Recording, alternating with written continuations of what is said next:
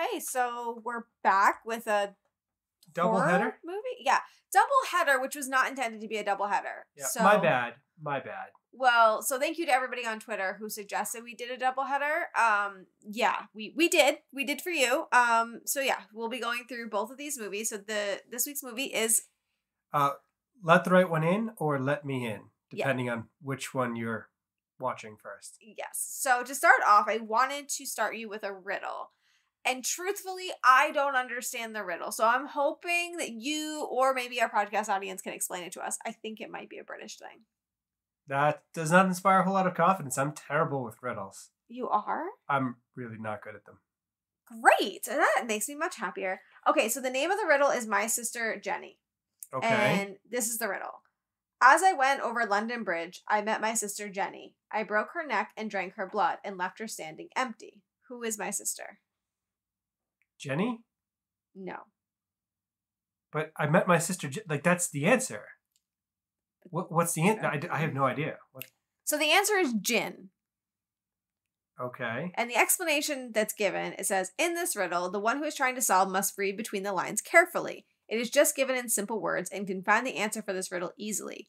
Gin is a clear alcoholic spirit distilled from grain or malt and flavored with juniper berries. Here it is meaning London Bridge as grains, and Sister Jenny is referred as juniper berries. So gin is an alcoholic spirit. No, that's. I got nothing. Like I don't understand even in the least. This was supposed to be a vampire-inspired riddle, you know, broke her neck, drank her blood, you know. Got it. But I got nothing here. I mean, I don't even know what juniper berries are. I'm going to be really honest with you. So, think pine trees, kind of. Pine trees don't have berries. Well, juniper is a type of pine tree. This is a mess. So if you guys can explain this riddle to us in any way, shape, or form, please do. You can email me cinematicallycorrect@gmail.com or tweet at us at cinematically. I failed hard. I still don't get it. I read the explanation. I don't get it. So. I do know gin is a very popular drink in England. Gin and tonic is a drink, Well, just gin in general. Well, hopefully we understand the movies better than we understand the riddle. We would have to, almost, right? Right. The bar's low. Okay, so the movies are Let the Right One In and Let Me In. You did get a beer inspired for this movie. Before we get to that, my name's Tyler. And I'm Shae, and this is Cinematically Correct. And yes, I do have a beer, and it might actually be more appropriate for a different movie. What other movie? A Damien? I forgot. Yeah. I know what you're talking about, that he's a child, a demon child, literally. The demon child, yeah, spawn of Satan. So maybe that's what this was meant for. But here we are. Water Under the Bridge, London Bridge. So it's Damien, Child of Darkness Ale by Surly Brewing Company. And she was kind of surly for this movie, so I think that's appropriate. Yeah, I think so. The description does not inspire confidence. What does it say? A dry hopped black ale spawns from the usually discarded remnants of darkness. Flavors of roasted malt and dark brown sugar are suffocated by hop aromas reminiscent of tangerine and pine. That sounds disgusting. That sounds not good. Not good at all. Oh, it had a great pop though. It's dark black. That's not black. There's orange in there. The beer itself is black. That's basically like almost a Guinness. Okay, so it's not awful. I mean, it's not. I don't generally like dark beers, but But it's livable. That's tolerable. Are you gonna drink the whole thing? I'll try. All right. Well, we'll see how you do. I'll give it a 3.75. Let's see if you actually get it on the app. Probably not. Okay, so do you have a brief synopsis? Brief synopsis.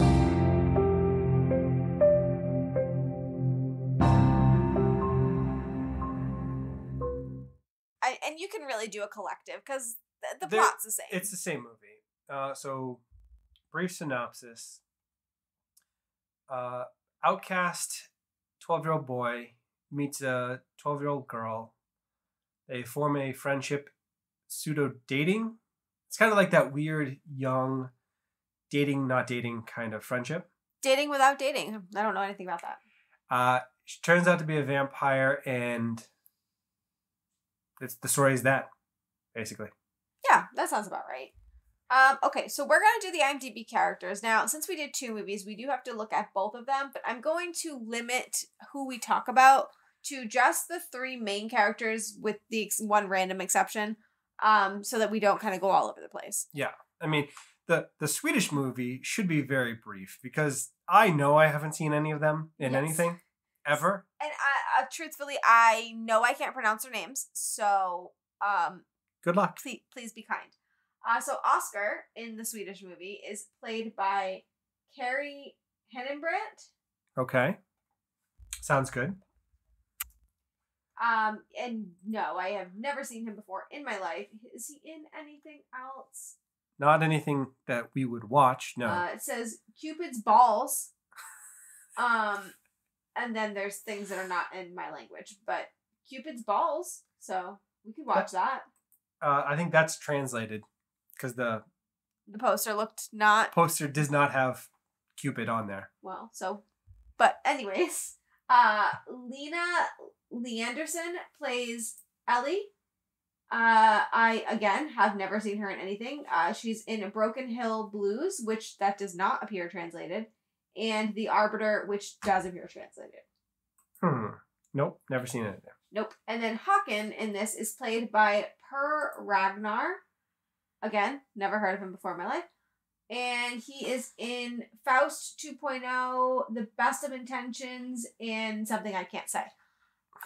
So I want to start by just talking about them really quickly. So the boy who played Oscar, I thought did a really good job about playing the kind of like isolated but also angry kid. Like, I think that's fair. I think given their young age, I was actually very impressed by both of their performances in the original version, the 2008 version.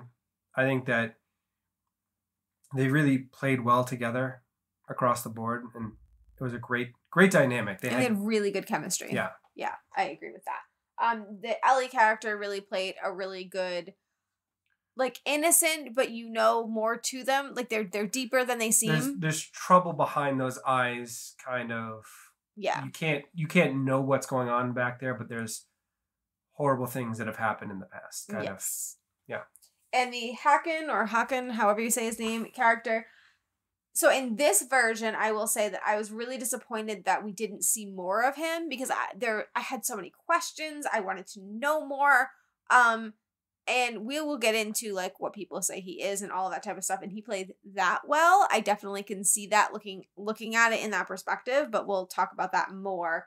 But I wish there was more of this character. I mean, I'm actually kind of happy that they focused almost exclusively on the kids because it really added depth to those two characters, and this is really their story. Now, I say that in a lot of movies with child actors, it really gets dragged down by their performance, and it's nothing but understandable given that they're kids. But I think both of them did a fantastic job. Yeah, I do too. And honestly, I would be interested in seeing other things that they're in just because I think they're super talented. Yeah. As for the American version, let's move over to that. So the American version is called Let Me In. Yep. Which is a little bit different. Owen is the equivalent of Oscar, and he is played by Cody Smith McPhee, which I have never heard of him before. He had the look though, for sure. He is known for Slow West, The Road, and apparently X-Men Apocalypse. So I have seen The Road, which is a very dark apocalypse movie. I have not. Oh, it's not a movie for the faint of heart. So it's not a movie for me, is what he's saying. Well, no, it's a rough misery to watch that movie. Like But you don't remember him in it? I mean, I remember the kid in the movie. I was more drawn to Viggo Mortensen's performance in that movie.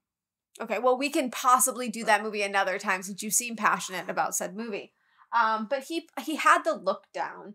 The kind of loner. He was a little bit more emo vibes than kind of sullen and kind of just more the stereotypical American loner kid. Yeah. Basically, yeah. Chloe Grace Moretz plays Abby. Now, we actually knew prior to this. What do you know her from? I mean, she's been in Kick-Ass and... Kick-Ass is what I remembered her from. a bunch of different things. Yeah, on here, Kick-Ass, If I Stay, Carrie. Oh, she was Carrie? In the remake, yes. Oh, she was, I never saw the remake, but okay. So she's extremely talented. She plays, her version is Abby, which is equivalent to Ellie.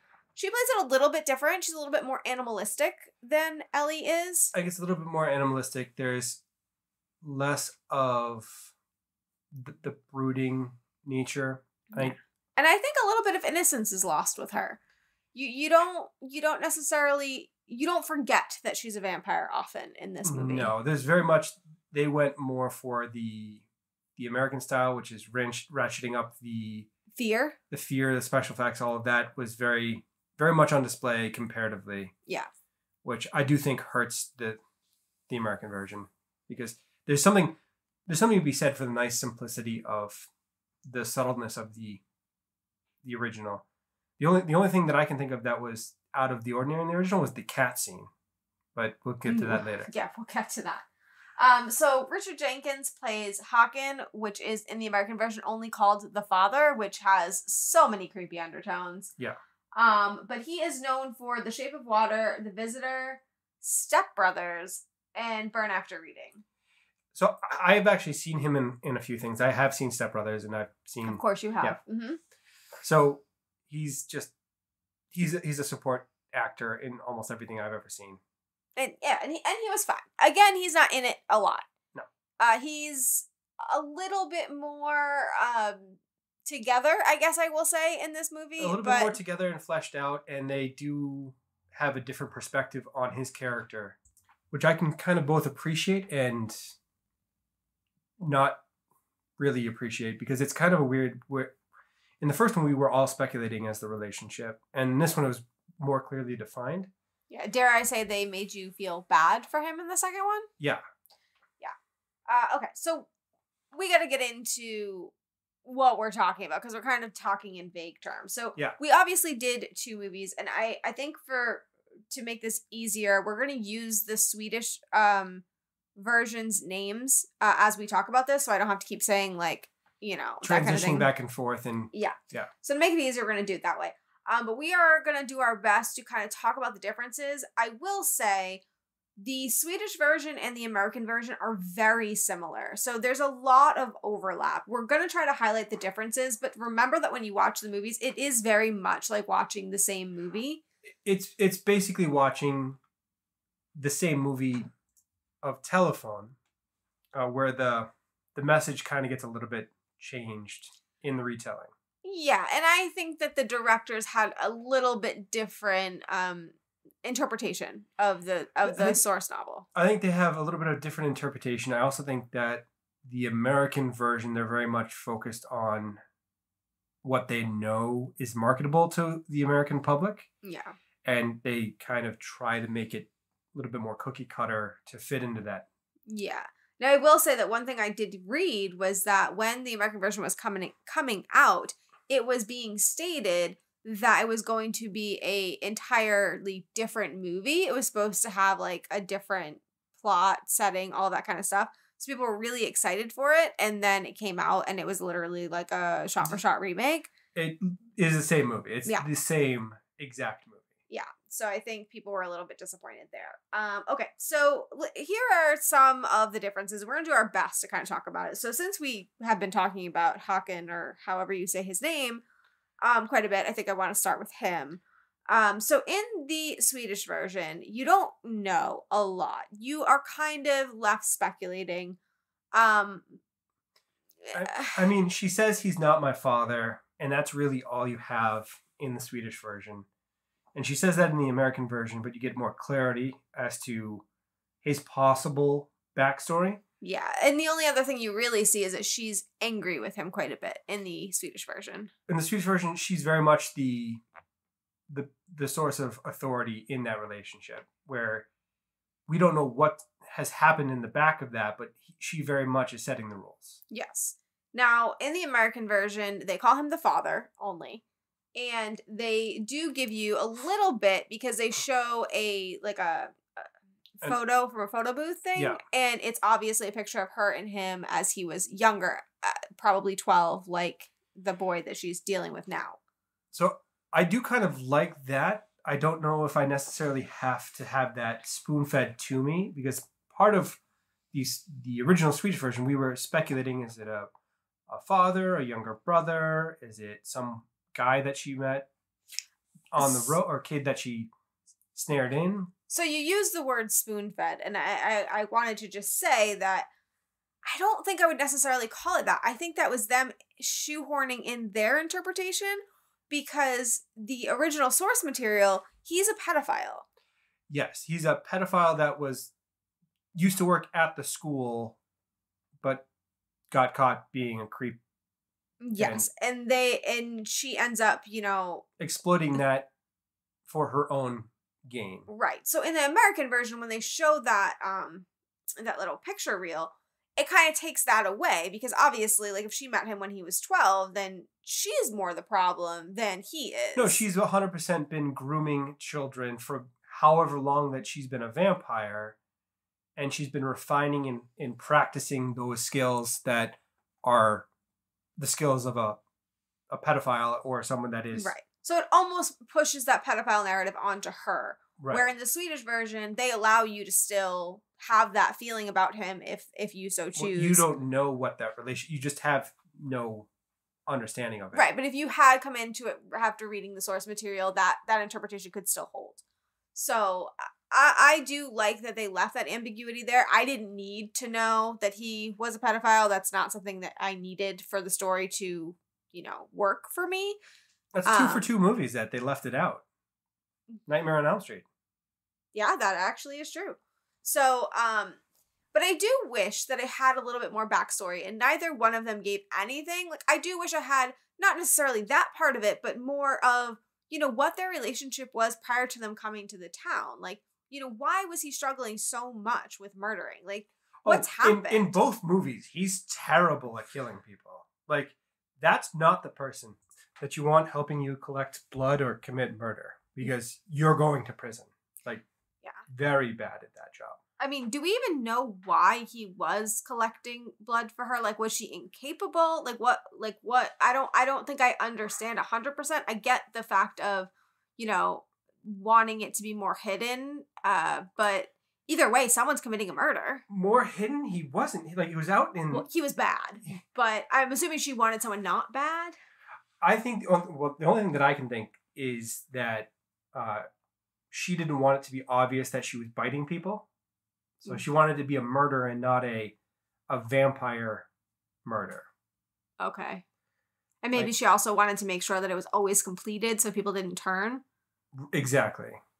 So she didn't want to have other vampires created, because that just causes a bigger problem for everybody. Yeah, I guess that makes sense. So I'm sure there are other ways to collect blood, but...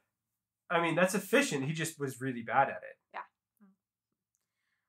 Okay, so we talked about him. I guess, like, a little bit on the same lines of him would be Ellie's motives. So, obviously we say that he was a pedophile, so she exploited that in the source material. But in the movies, we don't really know, and there's a lot of speculation as to, does she love Oscar, or is she using him? Is she manipulating him? And I don't think there's a clear answer, but I'm curious as to what your thoughts are, but then also, do you think that there's a difference between movie 1 and movie 2 for that? There definitely is. And so in the original movie, the Swedish version, Ellie, there's a lot more ambiguity there, and it seems more innocent, and that they're just forming a connection to loners that don't really have anyone else that they can talk to or just have conversation. They have no one else to go to. Right. And it's kind of a nice pairing of the two lonely people. Right. And them growing into a friendship. Whereas the American version, because of the undertones related to Håkan likely being groomed by Abby or Ellie, it does seem a little bit more manipulative, and she's self-serving. Yeah. So I felt that way too, right? So I felt like in the second version, it felt a lot more like she was taking advantage of young kids and grooming them to be her protector.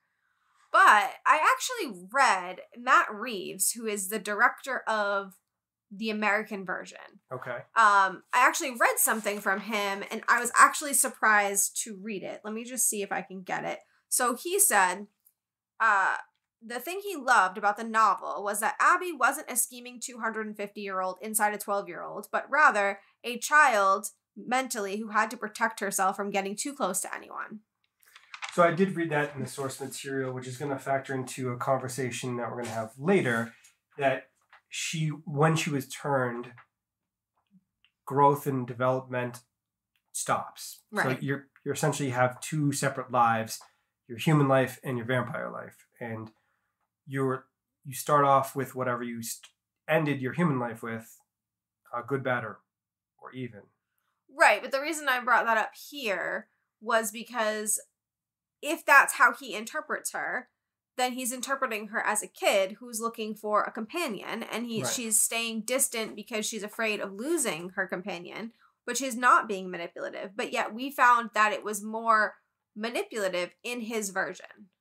It is, and also if she was looking for a companion, it would make more sense to me to turn another child, so you have someone that's your same age that is there to hang out with you forever, rather than letting the person grow old and die. Exactly. Yeah. Yeah. But, okay, so along the same lines of that would be Oscar's motives. So I definitely think that there is a difference between the two movies, but I think one thing that the movies agree on is that he has been bullied for, a really long time, and he's really kind of struggling to find his voice and struggling to find a way to kind of stand up to them, and she gives him that.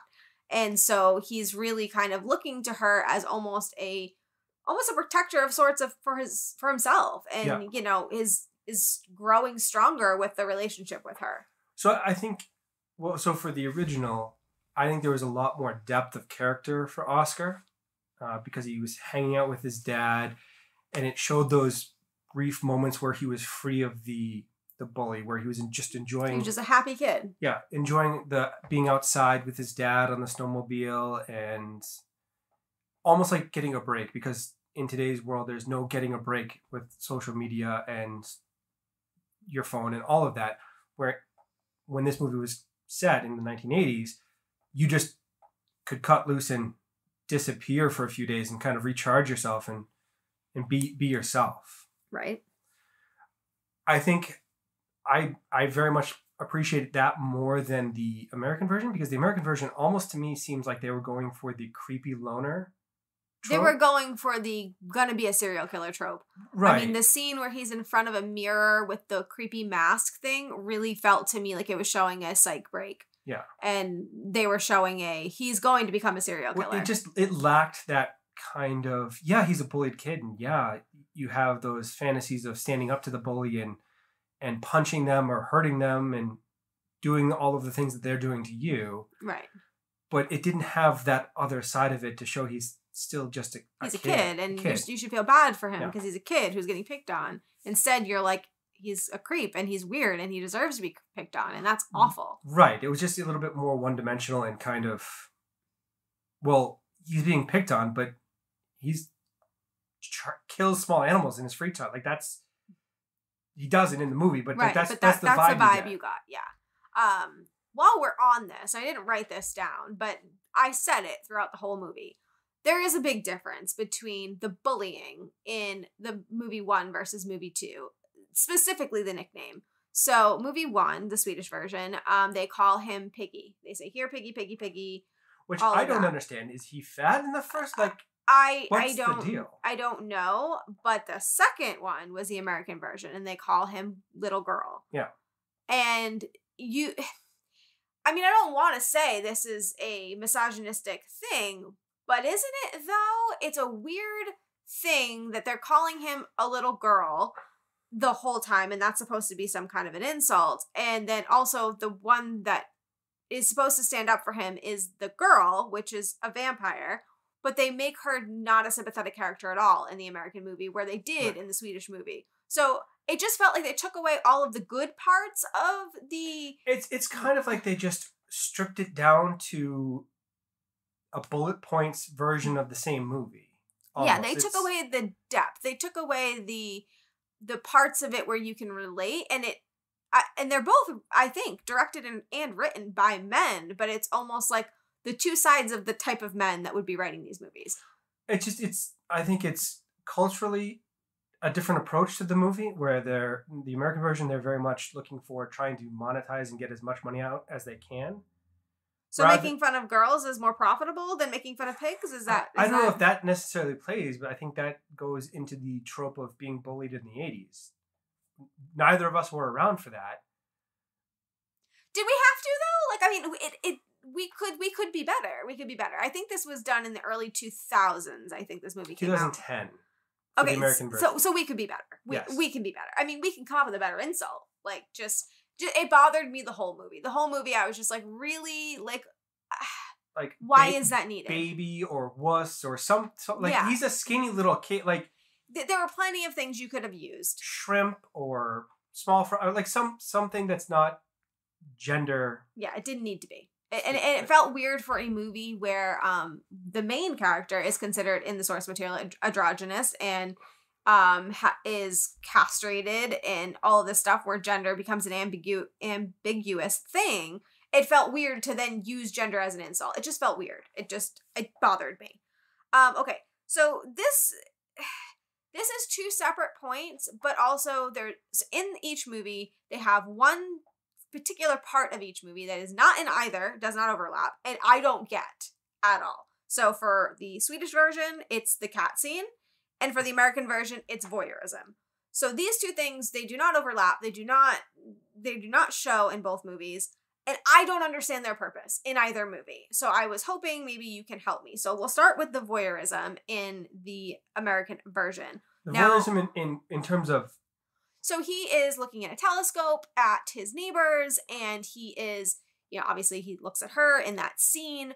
And according to the interwebs, which I cannot confirm nor deny because I did not know this prior, but a majority of the people that he spies on through his telescope dies. Yes. So the insinuation that they're making is that if he spies on someone, she then kills them. And now what is that supposed to mean? What are we supposed to take from that? Like, I don't know the point of that in this movie. To tie it back to another movie, is it the death letter from Saving Private Ryan, where he has the death gaze, where as soon as he looks at you, you're dead? And that's going back to the serial killer vibes, because, Norman Bates had the voyeurism thing. Alfred Hitchcock does this a lot. I think voyeurism is part of that type of behavior. So it's a marker for serial killers in terms of, along with starting fires and being cruel to animals, etc. But that voyeurism and being invasive of other people is kind of the shallow end of the serial killer pool. Like, that's their starting point. Gotcha. For me, it stripped away, again, some sympathy I had for the little boy. Because I felt like, I hope somebody punches you in the eye for looking at that girl as she's disrobing and making out with her partner or whatever they were. Right. Like, I hope someone gets you. You know what I mean? And I don't want to feel that way about a 12-year-old boy. Like, that didn't make me comfortable. I didn't like it. In the Swedish version, you never feel that way. Like, he did look in a window here and there because it was there in front of him. It was kind of more overt voyeurism because they then cut out the... They have a telescope. Well, he has a telescope and he's watching his neighbors. Literally.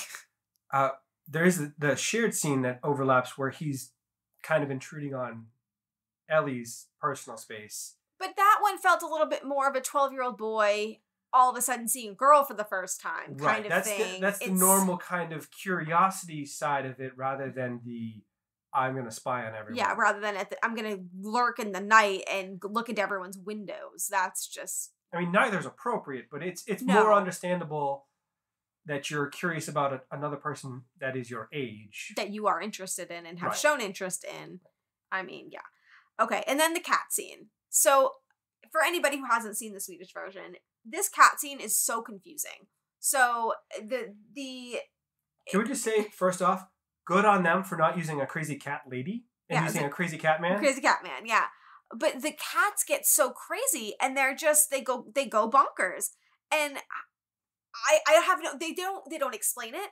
The cats have, other than like a few scenes where you see the cats hissing, There is no other purpose for said cats. The cats are literally there to hiss out a vampire. That is the extent of the cats. Knock her down a staircase. Yeah, I could not understand why they were there and why they were needed. It seemed silly to me. It made me laugh. It also was one of the only CGI moments because the cats... Oh, you don't think the cats emoted that way? They didn't emote that way, and they also didn't jump on a person and bite the hell out of them. No. The only thing that I can think of is cats are often tied to the occult. I mean, ancient Egypt, they were seen as kind of being on both sides of the living and dead. Mm-hmm. So they were kind of the gateway to being in the afterworld. And that's held through for a lot of traditions where they're kind of seen as part of the occult. They're associated with witchcraft. And aren't they supposed to be evil themselves, though? So does evil recognize evil? So I don't know. I couldn't find any specific vampire tie other than there is a old wives' tale legend where if a cat jumped over a dead body, that's how you create a vampire. Okay. So they, in turn, would then kill cats and put them in the doorway so that if a vampire entered your home, it would reverse the process and put it back to a normal dead body. I could have gone my whole life without knowing that. Thank you for sharing. I think part of it is that they see that they're not a human and they're just viscerally reacting to the fact that they're not in the right world. Like they're supposed to be dead and it's freaking them out. Gotcha. It felt very out of place. I'm just gonna say that. It was so random. I remember writing down, well, that's a scene. It was just, but okay. I mean, I guess that makes, no, I was going to say that makes sense, but it doesn't. I'm not going to lie. Okay. Father figures in the film. So in the Swedish version, you have I'll start by saying they're both obviously divorced or separated or whatever, right? In the Swedish version, you have a father figure who seems to be kind and, it plays well with his son and all of that. Seems to be an escape, as you had said. Question about whether or not has a life partner or is that just a buddy that stopped by? Or? But he seemed, I guess what I'll say is he seemed to be going through his own version of self-discovery, whether it be that or whether it be just kind of learning how to be divorced and all of that. So it felt like him and his son related, and there was that kind of bonding there, and you kind of it was a good thing. You felt good about it, right? And then in the American version, again with the almost making the woman look bad, because at the beginning I thought, oh, he has an abusive father. As you always think in the serial killer movies, he has an abusive father. It's awful, right? But then they give you a phone call with the dad where he asks, is it wrong to like evil? And he has this whole conversation. And the dad basically is like, your mom's a nut job. I don't know why your mom is telling you these things. He's genuinely concerned for his son. And your mom's crazy. She is a religious nut job and she's just nuts. Now, you don't see that in the movie. You don't know if that's true or if the father is just a jerk, right? We don't know. The viewer can't know that. But they paint it where he's going to protect his son from the crazy woman that lives in the house. That's how you're left to think. Well, I think he doesn't get to see his son because she has the custody and he's getting everything through her. And he doesn't have very much contact with his son. And when his son reached out, he just, it's worse than I thought, or things have been just developing that are not appropriate. And then just somebody needs to be mindful of that and step in. Or he's a jerk dad who has been abusive to his son and contact has been taken away, and he's lashing out by blaming the mother. We don't know. Either way, but in the American version, you are left to believe that he has very little relationship with his father, and what he does have is hostile, to say the least. And in the Swedish version, he has a great relationship with his father. Right. So do you think that impacts the type of character they show for Oscar, like the father figure? Do you think that matters, or do you think it's just kind of a little bit of a difference? So I think it does. Well, in the American version, it shows that he's even more isolated and he's even more susceptible to being lured into being friends with Ellie or being a part of her need to, her drive to collect blood and drink blood because that's how she survives. And in the Swedish version, it's more, he does have an outlet. He doesn't get to see his dad as much as he would like probably. His dad is probably not up to date on the bully situation, although he would certainly talk to his son and talk and help him with it as best he could. It's a different dynamic. Yeah, I'll agree with that. I don't have much, so before we start closing, I only have a few closing ones. Do you have any that you wanted to cover? I mean, I don't really have anything related to comparing the two movies left. I know you had a few things that you wanted to touch on related to that, and then I have a few random questions. Oh, lovely. Those should be fun. Yeah. So yeah, I just have closing ones, right? So one was my theory with the two books. So in the two movies, you see the class is being taught The Hobbit, I believe, in the Swedish one. It was either Hobbit or Lord of the Rings. I think it was The Hobbit. Either way, Bilbo Baggins. Yeah. And then in the second one, you see him constantly reading Romeo and Juliet. And my kind of thought was that it's possible that is those stories are kind of the direction in which they saw, each individual director saw the story going. So with the Swedish version and The Hobbit would be like the loner guy who doesn't really mind being alone, but it's thirst for adventure and is looking for that thing to be a part of, that grandiose thing. That he's not willing to do that on his own, but if he gets pushed out the door, he's happy to go along. Right, and then he does. He gets pushed out the door and he ends up going on an adventure that for him gives him purpose and power and, makes him feel important. Yeah. And I can see that in that version. I can see him feeling like her pushing him. She needs me. Her caretaker's gone. She needs somebody kind of, we're going to get through this together. Exactly. Gives him kind of a purpose.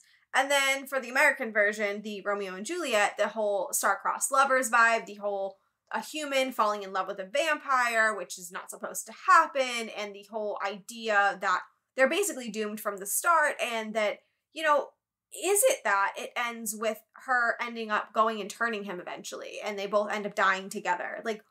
That could be what ends up happening, but either way, it's this whole doomed romance, this whole, love story that was never, that's not going to ever come to fruition because it's doomed to fail type situation. I mean, I think that's entirely possible. First off, what kid voluntarily reads Shakespeare? He reads it the whole movie. No. Unless it's a school assignment, something. I'm not reading it. I'm just going to put that out there. And it seemed so out of character for him to be reading that particular novel, of all things. As we've said this whole time, he's showing a serial killer vibes this whole time, and he's reading Romeo and Juliet. He's just a creepy kid that is now reading Romeo and Juliet. It's definitely was out of place. Why was he not reading the Charles Manson book or a story, a true crime on Jack the Ripper, or right? So I have to believe that these stories meant something. So I don't know. It just kind of felt like those stories did make sense for the course of the movie. So I just kind of wanted to throw that out there. I mean, I can agree with you on that. I mean, it was the same movie, but there was definitely a very clear difference in both the tone and just how you're meant to interpret the movie. Right. On the same stuff. It's kind of, you're watching it from two different perspectives, and they're guiding you to different conclusions on the same material. Yeah, definitely. Now, just before we move on, the ending of the movie. Now, it ends the same, right? So both movies, they end with her and him going off to presumably live a life somewhere else because she constantly moves, and he's going to kind of be the new Håkon, right? After she violently murders an entire group of children. Yeah. Yes. That had it coming. Don't get me wrong. I wrote down that those kids very much had it coming. Yeah. Because they were threatening to poke out a kid's eye. No, I don't know if they all had it coming. The older one was obviously the instigator, and the rest of them were starting to get very uncomfortable. Yeah. But either way. But do we think that, given that we've said that the direction seems different, do we think that it ended the same, where they were both, he was just going to replace Håkon? Or do you think that one of them was more, she was going to go on to manipulate and continue to manipulate, and then in the other one, she found a friend, she found a companion, she found somebody to be with? I think in the Swedish version, it's more they are going off to be friends or going steady, as the movie says. They together. Morse code at the end the small kiss. Yeah. But in the American version, he sings the Now and Later theme song, which sounded a lot like eating a person and saving one for later is really what it sounded like. Yeah, it was a different vibe. Different vibe. So whichever vibe you like better, I guess. I think I like the Swedish version better just because it was sweeter. It was a more tender ending to a movie with very clear character development through the entire movie, whereas the end of the movie, it's kind of like, well, she's just going on to victimize the next boy that's going to grow old while she stays 12 years old. And yeah. Now, if you're looking for a movie that's going to scare you, I don't think either one are really going to scare you. No. But if you needed one of the two, you'd go with the American version because she's more animalistic in that one. There's more, a little bit more like scarier violence, undertones. Yeah. But I don't think either one are really scary. The Swedish version for me is almost more of a love story, almost more of a drama, I guess, is more. It's a drama with a horror backdrop or a fantasy backdrop. Yeah. But yeah, so my preference would be the Swedish version. But when we do the ratings, we're going to have to do each movie separate, I think. I have ratings for both of them. Good for you. So you said you had a few randoms. Random questions, and I don't know if this is going to put me on the list. Oh, great. So is it going to put me on the list? Because probably. Great. So she's 12 years old as a vampire. True. That is fair. But she's been a 12-year-old for however many hundreds of years. Speculation is 300 years. Right. Mm-hmm.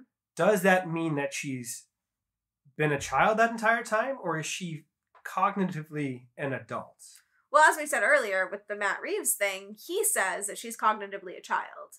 So in the American version anyways. Well, in the Swedish version, that seems to hold true. And he said he got it from the source material. Right. So I mean, if that's the case, then it's very much more innocent than the American version would lead on, with the whole climbing into bed with him. Same with the Swedish version. There's no ulterior kind of creepy grooming on her part. Mm-hmm. I just that is a little bit different than a lot of vampire media that you see, where even if the vampire was turned as a child, they still cognitively develop over the hundreds, if not thousands of years. And so they're basically an adult trapped in a kid's body. And yeah, that has a lot of creepy undertones if that were the case. And it could be. I mean, it's left ambiguous, but for that, it's kind of like the nightmare of being an adult in a kid's body where no one takes you seriously. You can't form an adult relationship, even though you're an adult, because you've been alive for hundreds of years. And And you'd feel bad for a groomer? Is that what you're saying? Well, like, even if someone was to find you attractive, that person is clearly not right in the mind. No. Because they're attracted to a child. Like, it's just, that seems awful. Yeah, I agree with I don't know which one's worse. Yeah, I don't either. I like to believe that she has stayed at the age of 12 and that she is fostering the relationship she should be, age appropriately. Well, that's just tragic in its own right, because she's a child forever. She's stuck that way, and she's never going to have a meaningful, lasting relationship with anyone, because unless she turns somebody, they're only 12 or that close in age for a few years. Yeah. It's 10 to 15, and then they're an adult, and you lose that connection. That is devastating. So I don't know which is worse, and I just wanted to hear your thoughts on it. Well, I'm sorry that's devastated you for all this time, but I mean, I think she stayed 12. I think, the only time you see her show any kind of emotion that seems older than herself is when she is talking to Håkan and she puts her hand on his face, and you can clearly tell that there is a love there, and it almost felt like a motherly love. But I think that comes with just how long she's been with him. Long he's been with him. In the source material, she's taking advantage of a pedophile. Yeah. So it's kind of one of those grim, no matter how you look at it. Yeah, there's no positive way to look at that. My second question, which is more just a practicality question for monsters, vampires, zombies, etc. Mm-hmm. Would a vampire be able to survive in the cold. Because they're dead, right? Or they're not subject to the cold. Yes. They don't feel the cold the same way. Does that stop them from freezing solid? I mean, they also have brains though, right? So like they know that although their body doesn't feel the cold, they know that they have to keep their body thawed out. Well, that's my question. Like in Sweden and the Scandinavian countries, it gets very cold. Right. Very, very cold. Yeah. So you could be outside for a few minutes. We saw the guy's body that she killed, and he went right out to go pick it up. It was frozen solid. Right. Like, that's what happens to a dead body. It freezes within probably less than an hour or two of being outside. So so like with zombies, right? They run hot. They are. I think for zombies, it would come down to whether or not it's the infected person or the reanimated dead person. Right. So if it's an infected person that's still alive, they're still producing body heat, and they will succumb to hypothermia, frostbite, all of that. At some point, they're still producing body heat. But I don't know. Vampire is not. You're saying? I don't think a vampire produces any body heat. Well, I mean, they need blood to survive. So they are surviving in some ways because there is functions to shut down. Otherwise, they wouldn't be able to not survive. Right, So, and blood is a liquid, and blood would freeze. So if they are drinking a lot of blood, that would freeze unless they're producing unless there's some kind of other system in place. Right. Yeah. I don't know that I don't know. I never really thought about the practicality of it. I'm sure there's somebody out there who is a vampire lore expert who can tell us, because I honestly didn't think that far. I just thought to myself, well, they don't feel cold, so they're fine. Well, like on the face of it, Scandinavian countries would be a great place for a vampire because there's so much time of the year that it's dark. You'd probably oscillate between the northern and southern hemisphere depending on the time of year. Right. Because you have more time in the dark. Right, but if your body froze, that'd be a problem. Yes, that would be a significant problem for a vampire. I feel that's true. Mm-hmm. That's something that well, hopefully one of our listeners can let us know. Yeah, if one of our listeners can tell me, that just bothered me. I think it's... So if you have a great discussion or description or any of that, please email cinematicallycorrect@gmail.com. This will be one of the few times you will get an answer directly from Tyler because he needs to know. It's been bothering me the entire time. Yeah, so let us know. So where are we going from here? Okay, so you wanted me to talk about, which I don't want to talk about, but you want to talk about the necessity of child nudity in this movie. I was saying the lack of necessity for the child nudity. Yes. So in the American version, this is completely cut out, which I'm not surprised about. I expected that to be. Oh yeah, fully did not expect that. We were both really thrown. Yes. So in the Swedish version, if you haven't seen it, they flash to a scene of her undressing, and you see her private area. And now, granted, not her private area. It was a mannequin. Yes. There was actually no child nudity. Yes. So you do, but you don't know that when you're watching it, right? And the reason behind it, just so we can give some context here, is you're supposed to be seeing. I didn't look hard enough to know what you actually saw. Yeah, no. But you're supposed to be seeing scars that show that she was castrated, which shows that she was is a boy. But then, yeah, it was supposed to be a reference to that, right? Now, the question there becomes, is that a necessary thing to show? She's supposed to be 12, and there are other ways, right, to talk about that, whether she brings it up in conversation or, I mean, there are other ways. And it was just so jarring that I think we both, stopped and we're like, wait, what was that? Did that, whoa.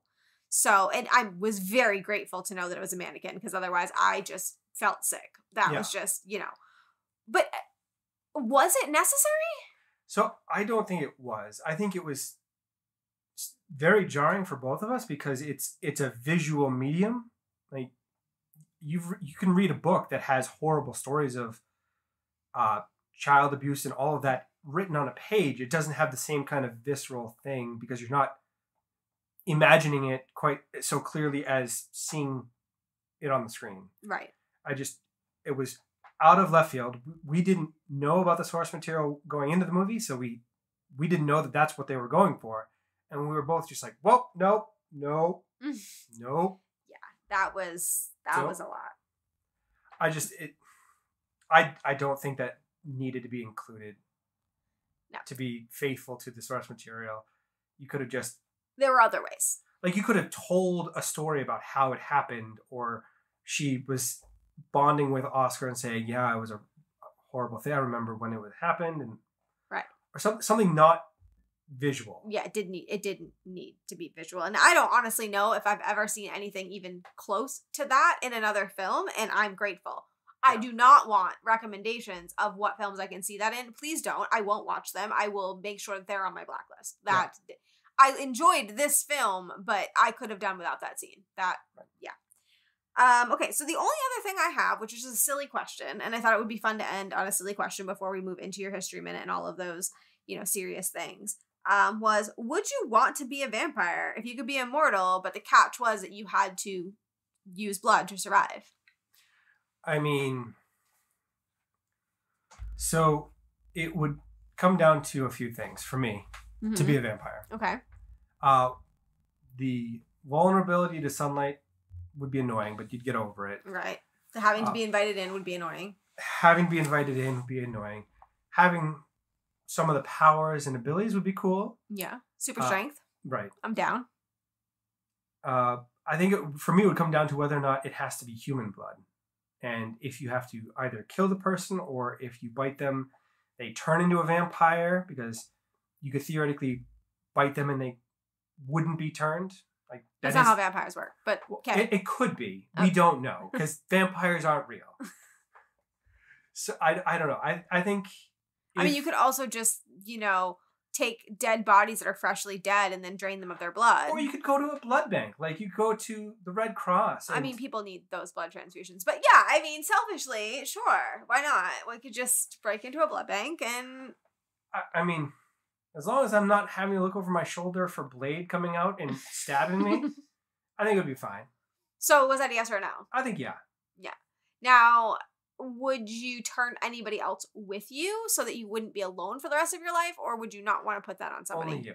Oh, thanks. So what if I didn't want to be turned? Well, I'd ask first. Okay. Consent is a very important thing in all aspects of life. So would I ask you? Probably not, because the thing is that I would need... Wow. See, the thing is I would need help. Like, I wouldn't be able... I would get very lonely if I knew that I was going to be stuck on this earth for the rest of my life, or for the rest of eternity, with no one. So I would need your help. Plus, I'd be terrified of getting caught all the time, that I would need you to go hunt for me. So I feel that I would just do it, and then oops, and then you would, So I would would get over it. I would ask your consent, and then you're just gonna do it, and damn the consequences. You'd get over it. You'd love me so much that you'd be like, well, I mean, we're here now, so... Here's the question. Do we turn Luna? Or can you turn Luna? Can you turn a dog? I don't know. And I don't know if I want to, because... Like, I've seen vampire dogs. And they look evil, and they don't seem to be very kind. Do we want that? Or do we... I don't know. The answer is I don't know, because if I never had to lose another dog again in my life, that would be the best thing that's ever happened to me ever, okay? Like, I'm going to say that straight out. Dogs should never die. They need to be immortal. I'm going to say that. But if they turn evil and they turn, like... unmanageable and all of that, do I want that for my dog, or would I rather them have a good life and then go on like they're supposed to, and not be selfish that I need to keep them with me? Well, that's a more important question. Yeah, it really depends on what happens if you turn them. Like, if they're going to still remain themselves and they can be happy and all of that, then yes, of course I'm going to keep my dog with me. But if they turn evil and it's a bad existence for them and for us, then no, I will keep them for as long as they are happy, and that's it. I mean, we'd have likely a lot of money as vampires being immortal. Heck yeah, we would. So we would spoil the hell out of those dogs. That is very true. But anyways, okay, so that was the fun parts. But do you have a history minute? Tyler's History Minute.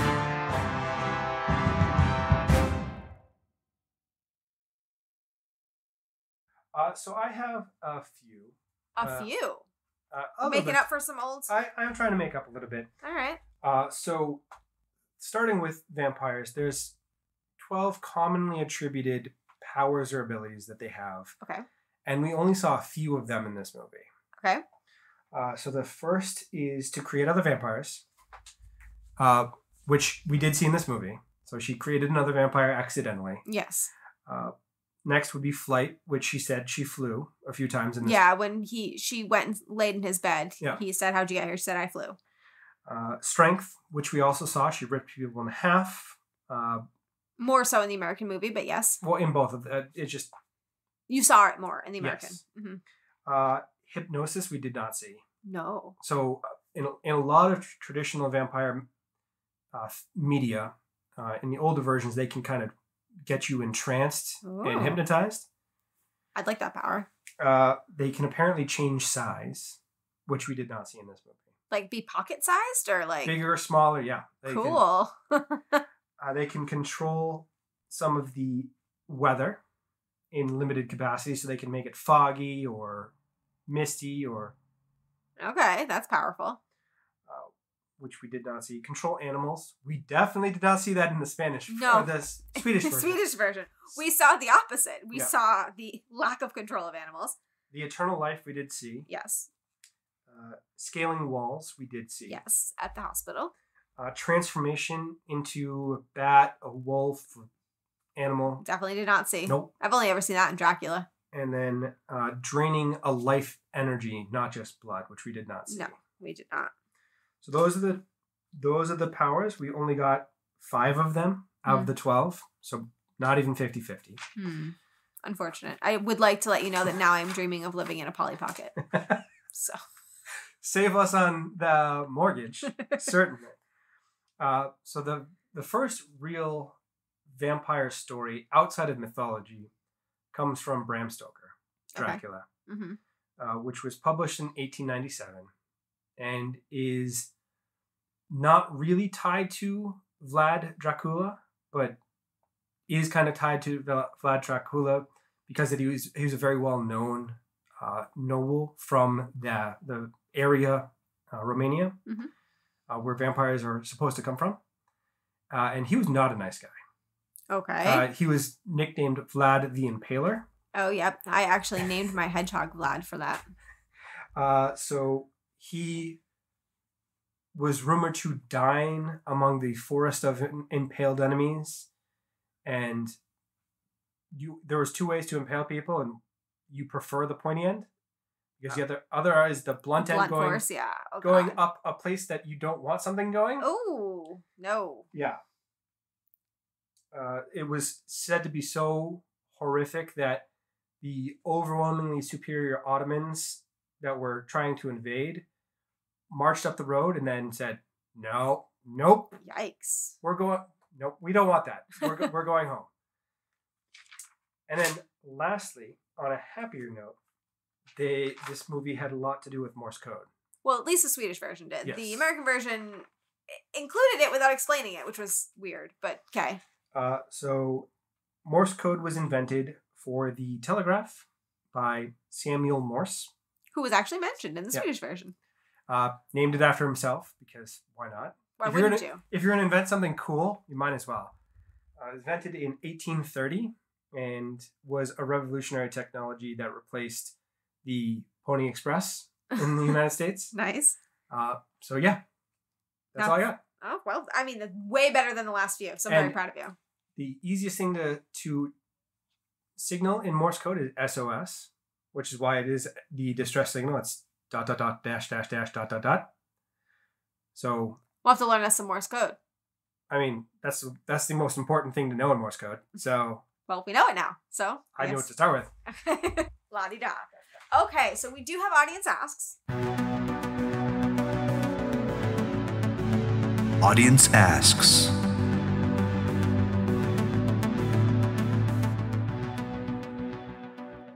And from one from a original listener from like back in the day, like way back when we didn't know how to do anything, had no format. Those were the days.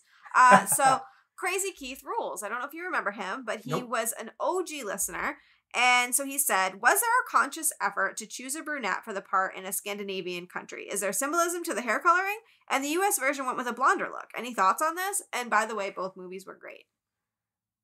So it was kind of odd seeing a Scandinavian with dark hair, because that's definitely not Not the thing Not that what you happens? expect. No. They're all blonde-haired, blue eyes, and like 7 feet tall. Is the stereotype that everyone has. Yeah. I think it was more to do with they cast an androgynous female lead. They wanted someone because of the backstory of the source material. They wanted someone that would be flirting with that line, Makes which sense. is more important to them, Yeah. rather than finding a brunette. So they just went with the best fit for the look that they're going for. So when I watched it, I honestly didn't even notice this until I saw the question, but I actually came across, I believe, the answer in my research. So I'm guessing you didn't, based on everything you just said. I looked at it as they were probably going for the right fit for the flirting with that line gender-wise, and I didn't really think much of it. Yeah, so I didn't either, but in my research, I found out Albertson, which is the director of the Swedish version, had stated that they were supposed to be mirror images of each other. She is everything he isn't. Dark, strong, brave, and a girl, like two sides of the same coin. So I think that the reason that she had dark hair was because that's like the opposite of what you would expect from a Scandinavian country. He's supposed to be typical. He's supposed to be what fits in, and she's supposed to be the opposite, the mirror. So I think that was an intentional thing that the director did. And then with the American version, they flipped it probably just because it's more common in America to look that way. I don't know. I don't know. They probably just did it because they found whichever actor first, probably Chloe. Probably. And they said, okay, so she's blonde, so we're going to have to go opposite there. Yeah. I think they just did the 180. Yeah. They kept the mirrors. So that's what I think. I think that is the actual answer. I mean, that makes a lot of sense. I just didn't notice it at all. No, I didn't notice it either, but it was in the research. It's actually on the wiki, which is surprising. I'm actually going to do 3 questions because we have them. So, use what we got when we have it. Stork was snarky and said, why can't Americans just read subtitles to good foreign movies? They can. We did. I enjoy foreign movies. Train to Busan, great foreign film. So, well, I think what he's getting at is the fact that it had to be remade for an American audience because the American audience won't read subtitles, so they don't get to appreciate a really good film, I think is what he's getting at here. And I will say that for a while, I really didn't enjoy subtitled movies, but the reason I didn't enjoy it is that I refused to acknowledge the fact that I needed glasses, and I couldn't actually read the subtitles. So... Mother, another good one. Yeah. Right. So, you're missing out if you're not watching subtitle foreign film. You just... Absolutely. There's so much good media out there. But maybe more Americans are just refusing to acknowledge that they need glasses. Maybe that's what it is. Can we just say that? Or maybe they just are lazy and suck. I actually prefer reading. I even put subtitles on now for regular TV shows a lot because I retain more. I tend to focus more if I'm reading something. So I'm down for it. Give me any subtitled movie you'd like. Okay. Somebody asked us if we watch both movies. I said yes. But then this person, which I've never heard of before, so welcome. Their name on Twitter is Gritty. And they said, friendships on screen between men and women, or boys and vampires presenting vampires. Can you talk about this? So this is funny, right? Because this is a conversation I always have. I love talking about men and women friendships on screen because oftentimes movies don't allow that. It's always they're either a love interest or they cannot be friends. Their love interest that haven't realized it yet is usually they're friends, and then they realize that they have feelings, and that's... Right. The inevitable conclusion to every heterosexual relationship on screen ever. Yes. Now, this one's actually complicated for me because I don't think that they went all the way to showing a good male-female friendship that was devoid of sex and love because he very clearly had a crush on her in both movies. Very clearly he had interest. Now, she did kind of put a wall up there for that, but not fully. She did agree to go steady, and it felt like she only put that wall up there because she's a vampire and she can't do those things. I don't know if that's physically or emotionally, I'm not really sure, but regardless.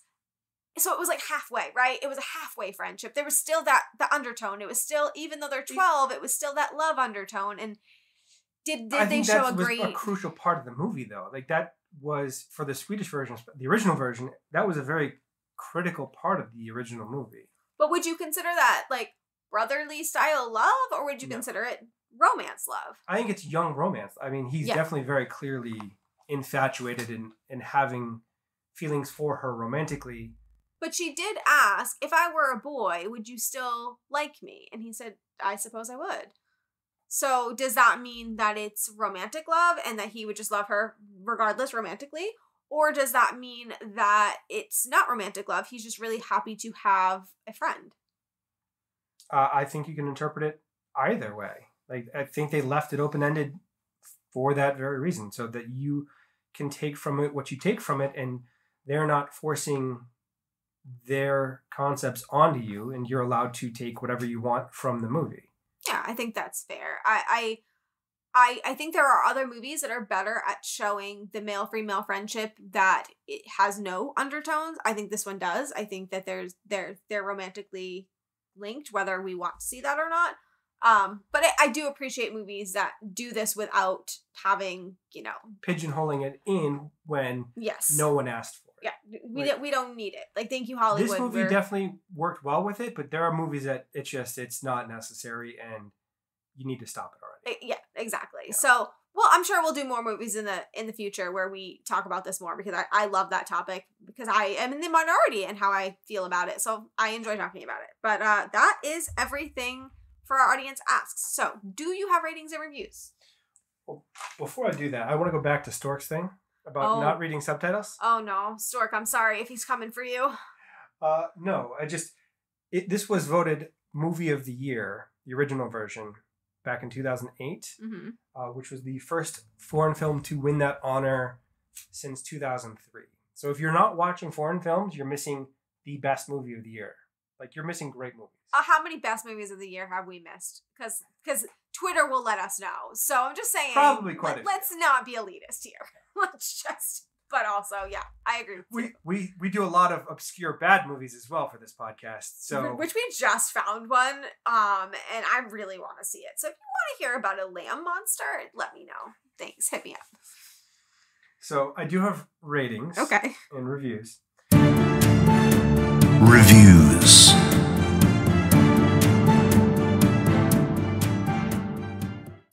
So for the Swedish version, the critic score is 98. That's wonderful. Good for them. The audience score is 90. Still good. No. So we're still in the A's. US version critic score is 88. Okay, that's still not bad. Not bad. The audience score is 76. Oh, they're just mad because it's a remake. I mean, so you want to go first? Because I usually go first. So the Swedish version, I would give a 9. I have to take off a point for the shocking scene. I'm sorry, I have to. But I really loved the story. Like, it was just, I don't know, it was a really good story. It made me feel good. I enjoyed it. As for the American version, I'm probably going to go with an 8. I still liked it. I still enjoyed it. And if I hadn't seen the Swedish version first, actually I probably would have liked it a lot more. But because you know what you don't have kind of thing, you know what I mean? I thought the acting was great. I thought in both, the story was amazing. But in the American version, the whole female bashing thing that seemed to be a little bit of a trend in it really just irked me the wrong way and turned me off to a lot of the storyline. And I also didn't like the serial killer trajectory that it felt like it was going in. I wanted to care for these children. I didn't want to murder a child. You know what I'm saying? That's how I feel. I think that's fair. So I was going to give the Swedish version probably an 8.8 or 9, right in that area. I agree that I was very shaken by the whole unexpected child nudity scene. Yeah. And I could have gone without that. Yeah. For the record. Yeah. But overall, it was a very compelling story. Very well done. I was very struck by the fact that it was minimalist special effects for the most part. And it was more of a grounded movie in practical scenes. So there was violence and gore in there, but it was more practically done, which I very much appreciate rather than the new wave of horror. Gotcha. For the American version, I'm gonna have to give it like a 6.5. Wow, you really didn't like it. Well, so we watched it almost back to back. Right. And we actually didn't plan to. It was an unplanned back to back. The American movie was set up straight to fail because we watched what it could have been right before. If we had watched it the other way around, your score might have been higher. Probably. I mean, it's just, you were left with they didn't do nearly as well as the other one. Why am I watching this when you could just watch the better version? Yeah. I can agree with that. I mean, it seemed like they tried to cater way more towards the scary aspect of it, which was unnecessary. Like it was a not scary movie, and it just was kind of disjointed and not cohesive like the original version. No, I got that. So I mean, the acting was fine in both of them. I think the children acting in the original was better. More compelling. I can't give it very much higher than a 6.5 because it just pales in comparison. Yeah. Pales. Yeah. Okay, so I think we all agree that the foreign version is better, but I mean, I didn't hate the American version. So, okay, so next week's movie, we are going to be doing The Prestige. A good friend of mine who actually is a real life friend and listens to the podcast mentioned it to me. I think some of the listeners are going to be offended when you say real life friend, but I just mean like a friend outside of the podcast, but happens to listen. Mentioned this movie to me after we did the Greatest Showman. And I've never seen it, and I've actually wanted to see it. It's just been something I just haven't got around to, so I wanted to do that. So, have you seen this movie? I have not. So it'll be interesting. It'll be It's going to be a brand new movie. It's been on my list for a long time, and I just have never gotten around. And hopefully we don't hate it because this person loves this movie. So let's pray. So that is everything I have. So thank you to Jake and Athens Music for our intro and outro music, and we will be back next week with The Prestige. Thank you all for listening.